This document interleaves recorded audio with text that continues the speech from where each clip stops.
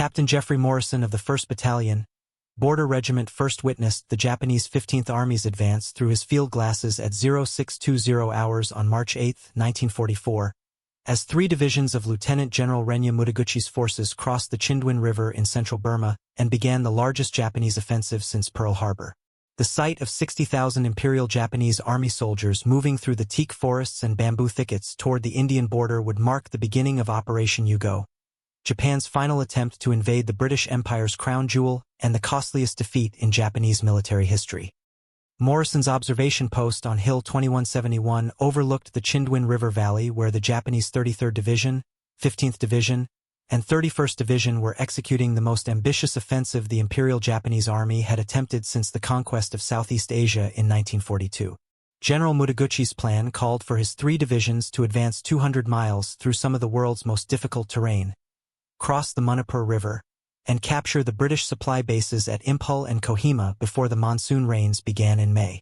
Success would open the gateway to India and potentially trigger a nationalist uprising that could drive the British from the subcontinent entirely. The Japanese 15th Army that Morrison watched advancing through the morning mist represented the culmination of 2 years of preparation and the concentration of Japan's remaining strategic reserves in Southeast Asia. The 33rd Division under Lieutenant General Motosada Yanagita comprised 21,680 men of the 213th Infantry Regiment, 214th Infantry Regiment, and 215th Infantry Regiment, supported by the 33rd Mountain Artillery Regiment and 33rd Engineer Regiment. The 15th Division, commanded by Lieutenant General Masafumi Yamauchi, included 19,775 troops of the 51st Infantry Regiment, 60th Infantry Regiment, and 67th Infantry Regiment, along with divisional artillery and support units. But the most formidable component of Mutaguchi's force was the 31st Division under Lieutenant General Kotoku Sato, consisting of 17,920 veterans who had participated in the conquest of Hong Kong and the Philippines. The 31st Division's 58th Infantry Regiment, 124th Infantry Regiment, and 138th Infantry Regiment were considered among the finest infantry units in the Imperial Japanese Army, with extensive experience in jungle warfare and a reputation for tactical innovation that had made them legendary throughout the Pacific theater. The strategic situation that prompted Operation Yugo reflected Japan's increasingly desperate position in the Pacific War as American forces advanced through the Central Pacific and prepared for major offensives that would threaten the Japanese home islands. General Hideki Tojo's government in Tokyo had concluded that Japan's only hope for avoiding total defeat lay in scoring a decisive victory that would force the Allies to negotiate a compromise peace. The conquest of India would simultaneously eliminate Britain's primary source of manpower and resources in Asia, while establishing a defensive barrier that could protect the Japanese Empire's southern flank. Morrison's assessment of the Japanese force disposition was transmitted immediately to Lieutenant General William Slim's 14th Army headquarters in Kumala, where British intelligence officers had been tracking the Japanese buildup for 6 weeks through ultra-intercepts and aerial reconnaissance reports. The British knew that Mutaguchi's offensive was coming, but the scale and timing of the assault exceeded their most pessimistic projections. The Japanese 15th Army was advancing with sufficient strength to overwhelm the scattered British and Indian forces that defended the Manipur Plain and potentially reach the Bengal border before effective countermeasures could be organized. The British defensive plan that General Slim had developed was based on the revolutionary concept of holding key positions and allowing the Japanese to attack them while maintaining supply lines through air transport. The 14th Army's 4 Corps under Lieutenant General Geoffrey Morrison would withdraw the 17th Indian Division and 20th Indian Division to the Imphal Plain, where they could be supplied by transport aircraft operating from bases in Assam. The 4th Corps would fight a defensive battle that would allow the Japanese to exhaust their supplies and ammunition in futile attacks against prepared positions. But Morrison's observation of the Japanese advance revealed tactical innovations that British planners had not anticipated. The Japanese 15th Army was advancing with minimal equipment and virtually no motor transport, relying instead on pack animals, bicycles, and human porters to carry supplies through terrain that British commanders had considered impassable for large military formations. Each Japanese soldier carried only essential weapons and ammunition, while food and medical supplies were stripped to absolute minimums in order to maximize mobility through the dense jungle. The Japanese tactical doctrine that enabled this unprecedented mobility was based on the concept of living off the land, combined with captured enemy supplies. Mutaguchi's plan assumed that Japanese forces would capture British supply dumps during their advance, and that local populations could be coerced into providing food and labor. The strategy required Japanese troops to advance at maximum speed and capture their objectives before their limited supplies were exhausted, creating a race against time that would determine the success or failure of the entire offensive. Morrison's position with the Border Regiment placed him in the path of the Japanese 33 RD Division's advance toward Tidum, a hill station that controlled the primary route from Burma into Manipur.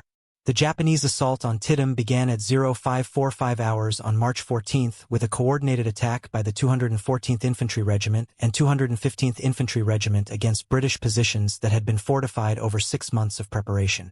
The Border Regiment's defensive positions included concrete bunkers, barbed wire obstacles, and carefully sited machine gun nests that covered all approaches to the town.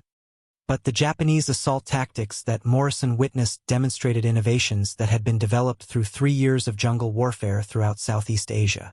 The 214th Infantry Regiment employed infiltration tactics that bypassed British strongpoints and struck at command posts, communication centers, and supply dumps in the rear areas.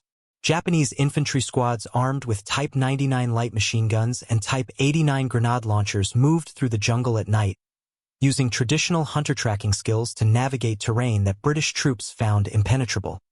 The weapons that proved most effective in the jungle fighting around Tidum were not the heavy artillery and tanks that had dominated warfare in Europe, but portable weapons that individual soldiers could carry through dense vegetation. The Japanese Type 96 light machine gun, weighing only 20 pounds with its bipod, could be carried by a single soldier and provided sustained automatic fire capable of suppressing entire British platoons. The Type 89 grenade launcher, with its 50mm mortar rounds, was accurate up to 700 yards and could place high-explosive projectiles behind cover that provided protection against rifle fire. The British response to the Japanese infiltration tactics relied heavily on the 3-inch mortar, which could deliver 10-pound high-explosive shells with remarkable accuracy in the dense jungle environment.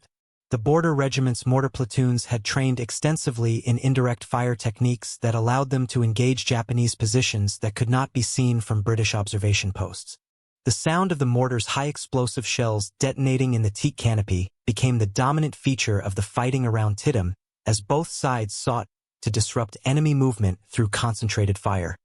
But the most critical factor in the Border Regiment's defense of Tidum was air supply, which allowed British forces to maintain their positions despite being surrounded by Japanese infantry. The Royal Air Force's 31 Squadron and 62 Squadron flew continuous supply missions using Douglas Dakota transport aircraft that dropped ammunition, food, medical supplies, and reinforcements to British positions that had been cut off by Japanese advances.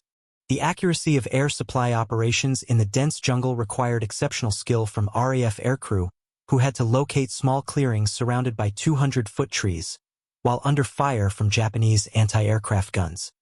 Morrison's observation of the Japanese siege tactics around Tidum revealed the fundamental weakness in Mutaguchi's operational plan. The Japanese 15th Army lacked the heavy weapons and ammunition necessary to reduce fortified positions that were supplied by air. The Japanese 33 RD Division's artillery support consisted primarily of 75mm mountain guns that could be disassembled and carried by pack animals, but these weapons lacked the range and destructive power necessary to neutralize British bunkers constructed with reinforced concrete and steel beams. The siege of Tidum continued for 16 days as Japanese infantry of the 214th Infantry Regiment and 215th Infantry Regiment repeatedly assaulted British positions without achieving a decisive breakthrough. The Japanese attacks followed a consistent pattern: concentrated mortar fire to suppress British defensive positions, followed by infantry charges across open ground that was swept by British machine gun fire. The Border Regiment's Vickers machine guns, firing 303 caliber ammunition in sustained bursts, created an impenetrable barrier that Japanese infantry could not cross despite repeated attempts.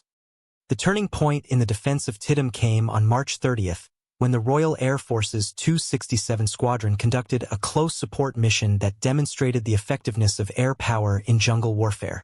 Hawker Hurricane fighter bombers armed with 20mm cannons and 250-pound bombs attacked Japanese assembly areas in the valley below Tidum, destroying ammunition dumps and dispersing infantry concentrations that were preparing for a final assault on British positions. But Morrison's most vivid memory of the Tidum siege was the sound of Japanese infantry advancing through the jungle at night, the soft whisper of canvas boots on dead leaves, the metallic click of rifle bolts being operated, and the occasional snap of a twig that revealed enemy movement in the darkness. The psychological pressure of knowing that Japanese infantry were infiltrating through the perimeter was intensified by the isolation of fighting in terrain where visibility was limited to 20 yards and communication with adjacent units was often impossible. The Japanese withdrawal from Tidum began on April 1, 1944, as Lieutenant General Yanagita recognized that his 33rd Division could not capture the British position without heavy artillery support that was not available.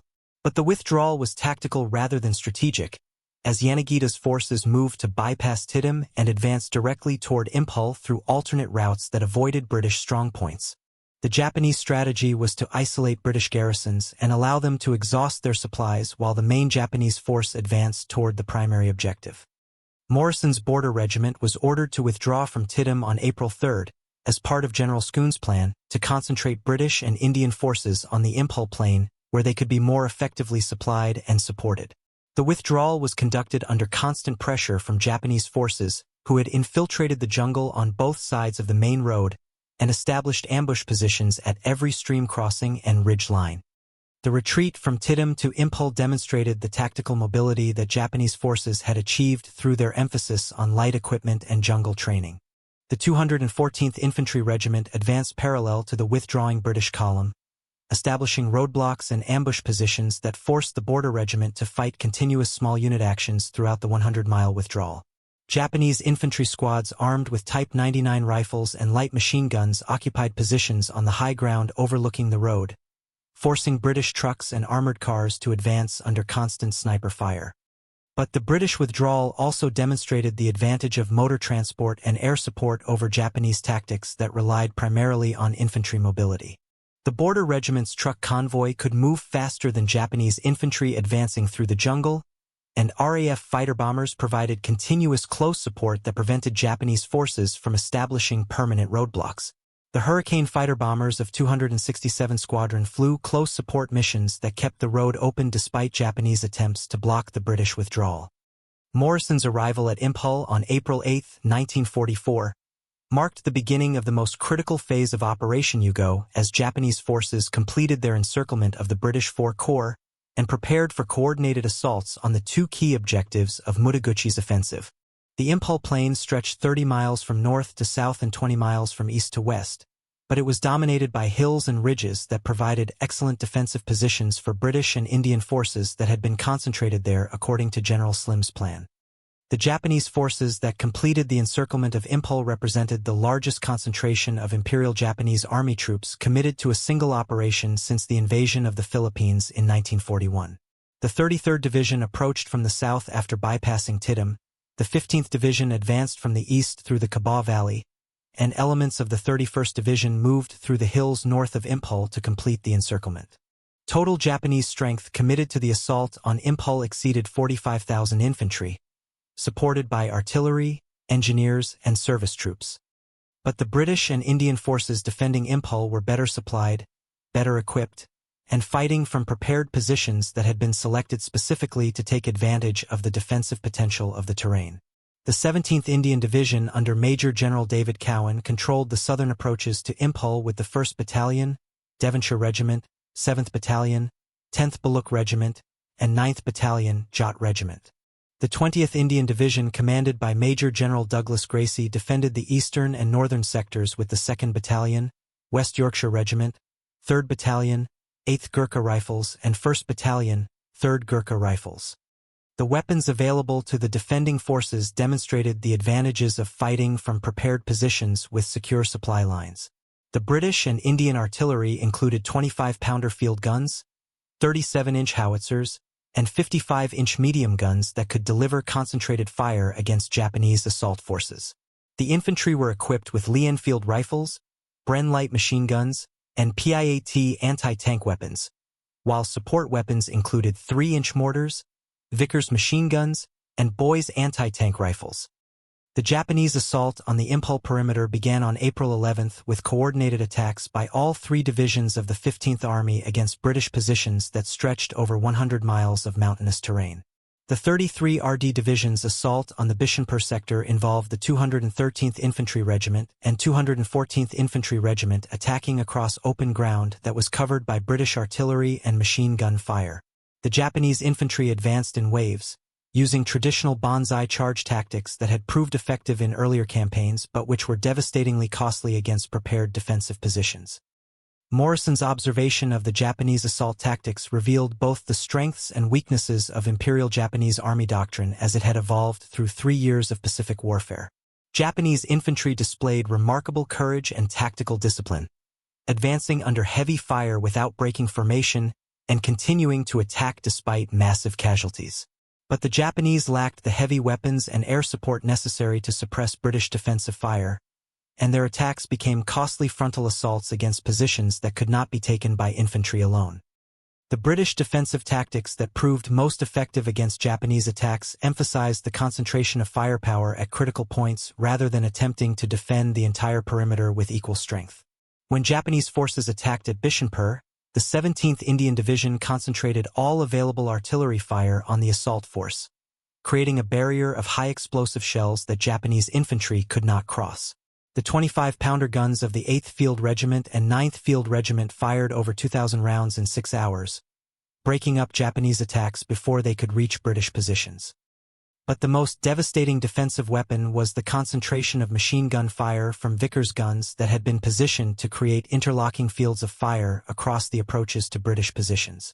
The Vickers machine gun, firing 303 caliber ammunition at 450 rounds per minute, could maintain sustained fire for hours without overheating, creating an impenetrable barrier that Japanese infantry could not cross. The sound of Vickers guns firing in sustained bursts became the dominant feature of the fighting around Imphal as British machine gunners broke up Japanese attack after Japanese attack. The Japanese response to the failure of their initial assaults was to shift tactics from frontal attacks to infiltration and siege warfare designed to cut British supply lines and force the defenders to abandon their positions. Japanese engineer units began constructing bunkers and trenches around the Imphal perimeter, creating their own defensive positions that could protect assault forces during preparation for renewed attacks. The 15th Army's engineers, using traditional Japanese construction techniques adapted for military purposes, built log and earth fortifications that could withstand British artillery fire. But the critical factor that determined the outcome of the Imphal siege was air supply, which allowed British and Indian forces to maintain their fighting strength despite being completely surrounded by Japanese forces. The Royal Air Force's Transport Command operated a continuous airlift using Douglas Dakota aircraft that flew from bases in Assam to airstrips on the Imphal plain. The transport aircraft delivered ammunition, food, medical supplies, fuel, and reinforcements while evacuating wounded personnel and non-essential civilians. Morrison's observation of air supply operations revealed the scale and complexity of the logistical effort required to sustain 100,000 British and Indian troops in combat against a besieging force. The Dakota aircraft of 31 Squadron, 62 Squadron, and 117 Squadron flew over 300 sorties per day during the peak of the siege, delivering 540 tons of supplies daily to forces that would otherwise have been forced to surrender within 2 weeks. The accuracy required for air supply operations in mountain terrain, combined with the necessity of operating under Japanese fighter attack, made the Imphal airlift one of the most challenging logistics operations of World War II. The Japanese attempt to disrupt British air supply operations demonstrated both the importance of air power in modern warfare and the limitations of Japanese capabilities in 1944. The Japanese 5th Air Division committed its remaining fighter strength to attacks on RAF transport aircraft, but the combination of British fighter escort and Japanese pilot inexperience resulted in minimal losses for Transport Command. Hurricane and Spitfire fighters of 221 Squadron and 607 Squadron maintained continuous combat air patrols over the Imphal airfields, shooting down Japanese fighters while protecting the vulnerable transport aircraft. The Siege of Kohima, which began simultaneously with the assault on Imphal, represented the northern prong of Mutaguchi's offensive and the closest approach that Japanese forces would make to the Indian frontier. The Japanese 31st Division under Lieutenant General Kotoku Sato advanced through the Naga Hills and occupied Kohima on April 4, cutting the main road between Imphal and the British supply bases in Assam. The capture of Kohima placed Japanese forces within 60 miles of the Bengal border and threatened to sever the lifeline that connected British forces in Burma with reinforcements from India. The defenders of Kohima consisted primarily of the 4th Battalion, Queen's Own Royal West Kent Regiment, the 1st Battalion, Assam Regiment, and elements of the Burma Regiment. Fewer than 2,500 men tasked with holding a position that controlled the primary route between India and Burma. The British defensive position centered on the district commissioner's bungalow and tennis court, which provided observation over the entire Kohima Valley and commanded the road junction that was the key to Japanese strategic objectives. Morrison's detailed reports of the fighting at Kohima, transmitted through radio communication with British forces besieged in the town, revealed the intensity of combat in terrain that was completely unsuited for large-scale military operations. The Japanese 138th Infantry Regiment attacked British positions separated by distances measured in yards rather than miles, with individual foxholes and bunkers changing hands multiple times during single days of fighting. The famous tennis court at Kohima became a no-man's land where Japanese and British positions were separated by the width of the court, with hand grenades thrown from one side to the other throughout the day and night. The weapons that proved most effective in the close-quarters fighting at Kohima were grenades, submachine guns, and flamethrowers rather than the rifles and machine guns that dominated open-country warfare. The British Sten gun, with its high rate of fire and compact size, was ideal for fighting in the confined spaces around buildings and bunkers. Japanese forces employed Type 97 hand grenades and improvised explosive devices created from artillery shells, while British defenders relied on Mills bombs and sticky bombs to attack Japanese positions that were too close for mortar or artillery fire. The relief of Kohima began on April 18 when the British 2nd Division under Major General John Grover advanced from Dimapur and began attacking Japanese positions on the hills surrounding the town.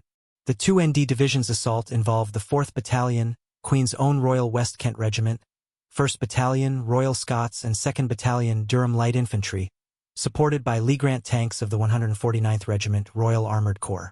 The British attack was preceded by concentrated artillery fire from 25-pounder guns and supported by close air support from Hurricane fighter bombers. But the Japanese defensive positions around Kohima demonstrated the effectiveness of prepared fortifications in mountainous terrain, where attacking forces had to advance across open ground under observation from multiple directions. The Japanese 138th Infantry Regiment had constructed bunkers and trenches that utilized the natural defensive advantages of ridge lines and steep slopes, creating positions that could only be reduced through direct assault by infantry supported by tanks and flamethrowers. The fighting for Kohima continued for 47 days as British forces gradually cleared Japanese positions through methodical attacks that advanced yard by yard through terrain that favored the defenders. The Queen's Own Royal West Kent Regiment, fighting alongside Gurkha units and Indian infantry, demonstrated the effectiveness of Commonwealth forces when properly supported with artillery and air power. The British tactics emphasized careful preparation, overwhelming firepower, and coordinated assault techniques that minimized casualties while maintaining steady pressure on Japanese positions. Morrison's assessment of Japanese defensive capabilities at Kohima revealed both strengths and critical weaknesses in Imperial Japanese Army doctrine as it had evolved by 1944.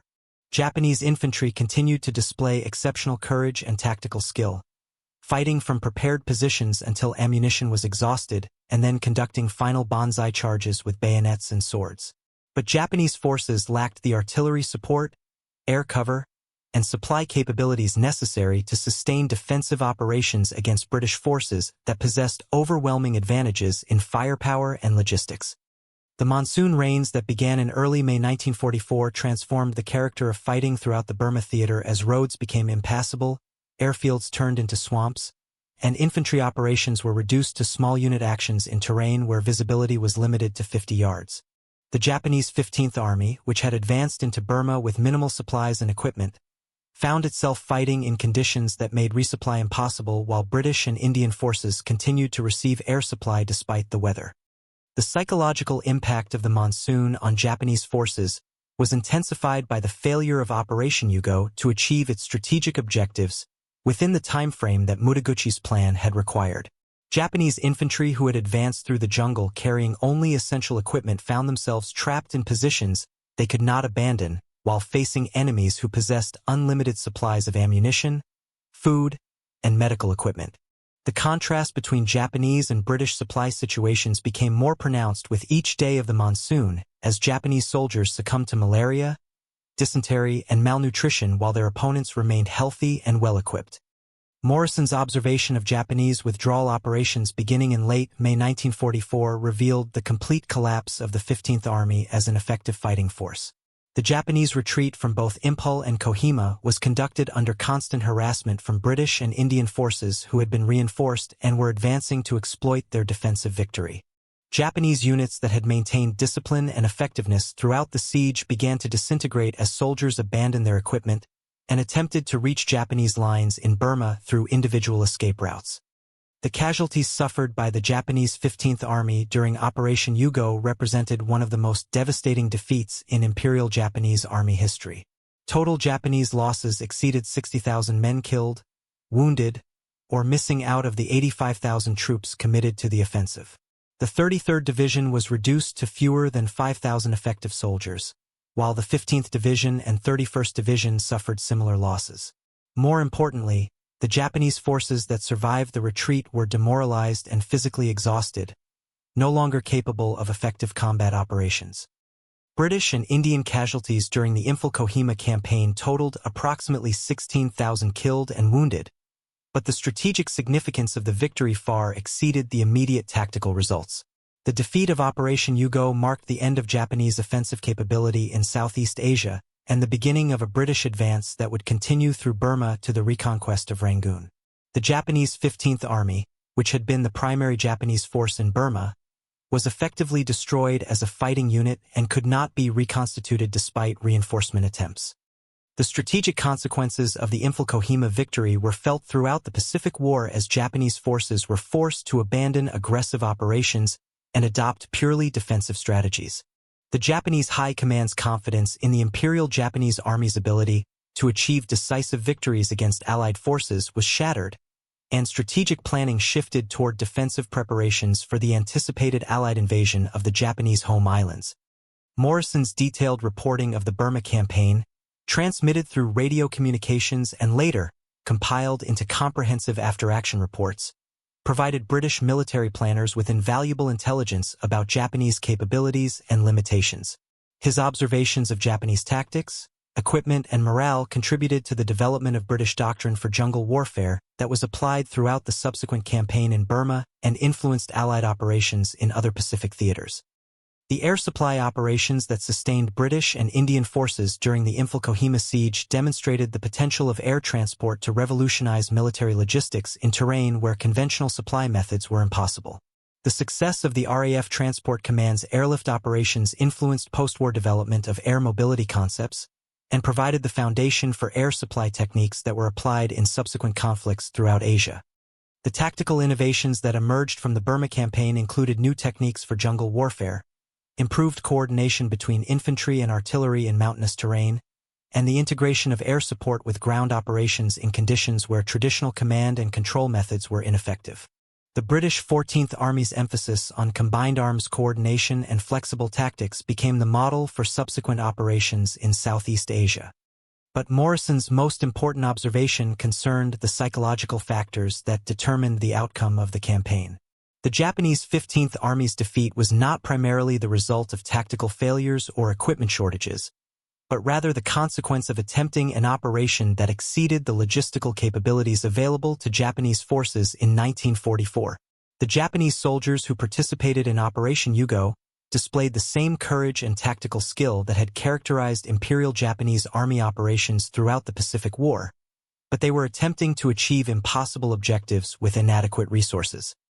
The British and Indian forces that defended Imphal and Kohima succeeded not only through superior firepower and logistics, but through the development of tactical doctrines specifically adapted to the unique conditions of warfare in Southeast Asia.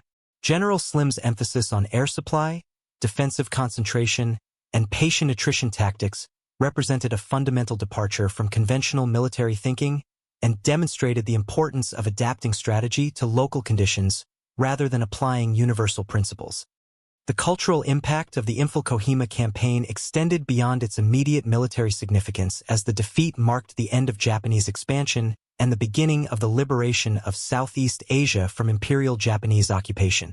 The British victory demonstrated that Japanese forces were not invincible in jungle warfare and that Allied forces could defeat Japanese armies when properly trained, equipped, and led. The logistical lessons learned during the Burma campaign influenced Allied planning for subsequent operations throughout the Pacific as military commanders recognized the importance of secure supply lines and the potential of air transport to overcome geographical obstacles.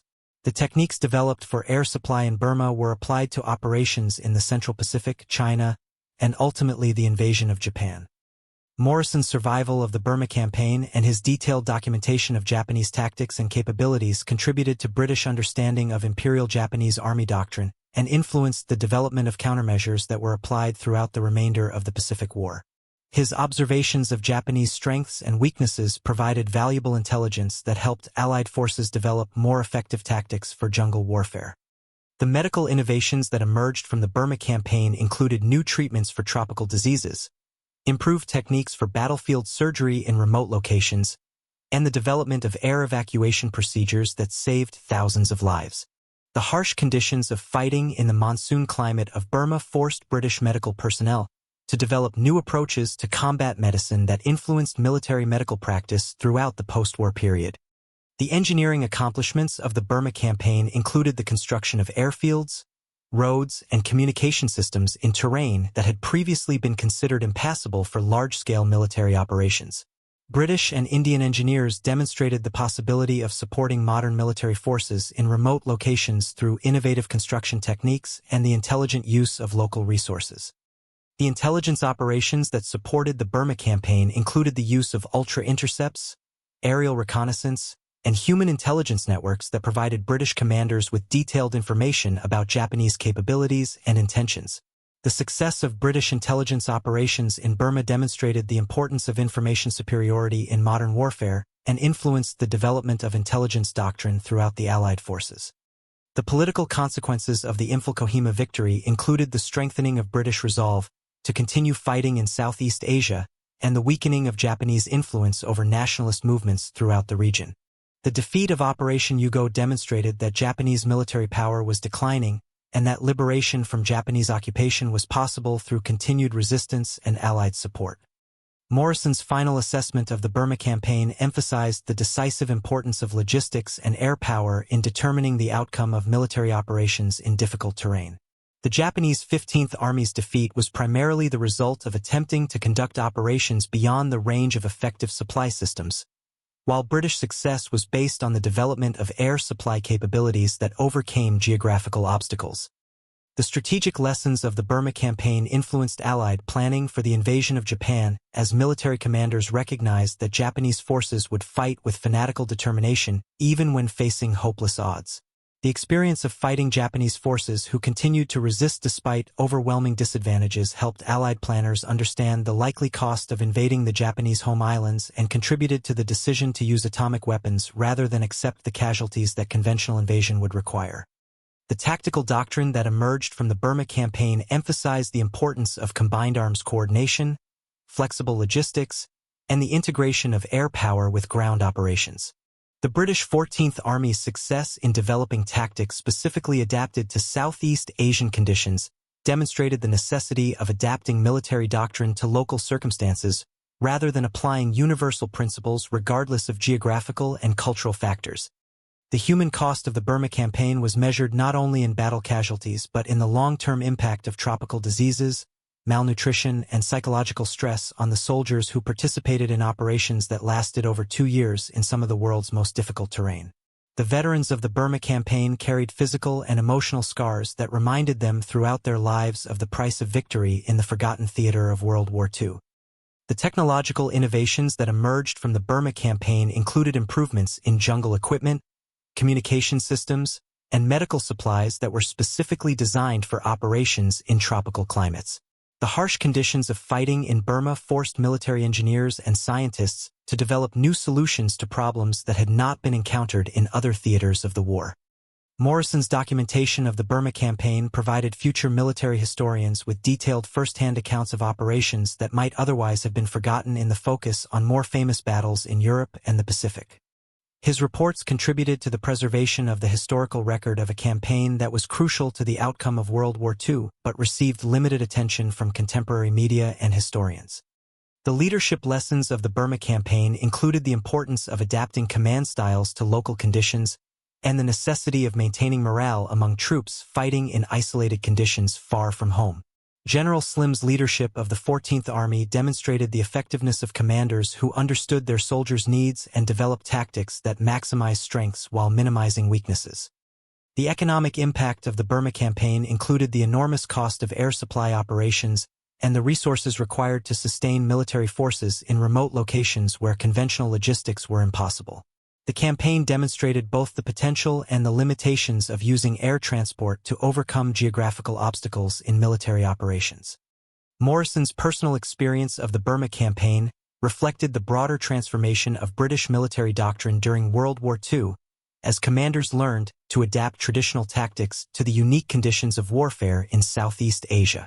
His evolution from a conventional infantry officer to an expert in jungle warfare demonstrated the capacity of military forces to learn and adapt under the pressure of combat operations. The environmental impact of the Burma campaign included the construction of military installations in previously undeveloped regions and the introduction of modern transportation systems to areas that had been accessible only by traditional methods.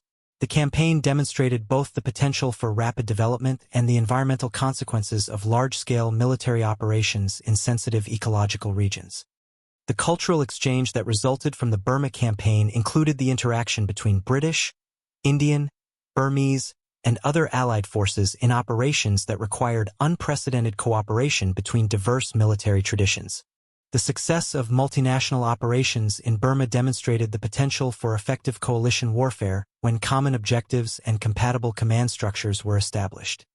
Morrison's final reflection on the Burma campaign emphasized the human dimension of warfare in a theater where individual courage and endurance were tested to their limits. The soldiers who fought in Burma, both Allied and Japanese, demonstrated the capacity of human beings to function under extreme conditions while maintaining their dedication to duty and their loyalty to their comrades. When I saw 60,000 Japanese soldiers march into Burma's Green Hell, I witnessed the beginning of the end for the Imperial Japanese Army's offensive capability in Southeast Asia. The jungles and mountains of Burma became a graveyard for Japanese ambitions, where the tactical innovations that had brought victory throughout the Pacific War proved inadequate against Allied forces that had learned to fight effectively in terrain that favored neither side. The sight of those Japanese columns disappearing into the teak forests in March 1944 marked the start of a campaign that would end with the destruction of an entire army and the collapse of Japanese power in Southeast Asia. The Green Hell of Burma consumed Japanese soldiers with the same efficiency that had characterized their own advance through Southeast Asia in 1942. But this time the momentum of conquest had shifted to the Allies. The monsoon rains that fell on the battlefields of Imphal and Kohima washed away more than Japanese hopes for victory. They marked the beginning of the end for the Japanese Empire itself. The soldiers who marched into Burma's Green Hell in March 1944 would never march out again, victims of a strategic miscalculation that cost Japan its last reserve of experienced infantry and marked the turning point of the war in Southeast Asia. The jungle that swallowed the Japanese 15th Army became a symbol of the transformation of World War II from a war of Japanese expansion to a war of Allied liberation. The Green Hell of Burma, where 60,000 Japanese soldiers disappeared into the monsoon mists, marked the beginning of the final phase of the Pacific War and the road that led inevitably to Tokyo Bay.